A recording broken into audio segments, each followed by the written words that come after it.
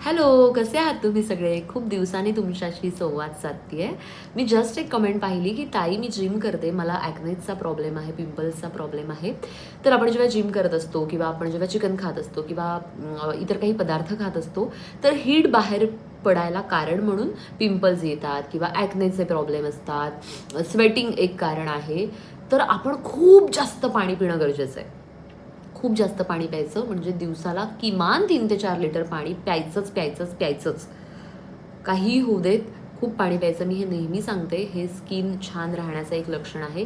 शिवाय आपली body hydrate कशी राहील याकडे लक्ष द्यायचं.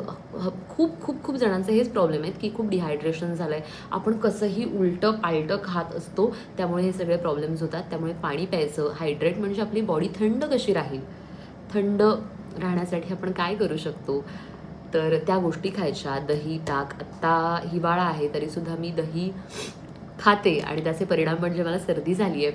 मला खूप हीट आहे, माझ्यामध्ये खूप हीट आहे. तर मला आईने अशी स्फटिकांची माळ घालायला दिलेली आहे यासाठीच, की बॉडी थोडी थंड राहावी म्हणून. आता मी जेव्हा घालते ही सकाळी, तेव्हा इतकी थंड असते, की फ्रीजमध्ये ठेवल्यासारखी थंड असते. पण नंतर ती खूप गरम होते, कारण सगळी हीट शोषून घेतली जाते. तांब्याचं एखादं जे वळं असतं ते तुम्ही पायात घालू शकता, बोटात घालू शकता. त्यामुळे सगळी हीट बाहेर पडते. बेसिकली आपला इंटेक कसा आहे, तो सुधारणं गरजेचं आहे. त्यामुळे गाईज पाणी खूप पीत राहा.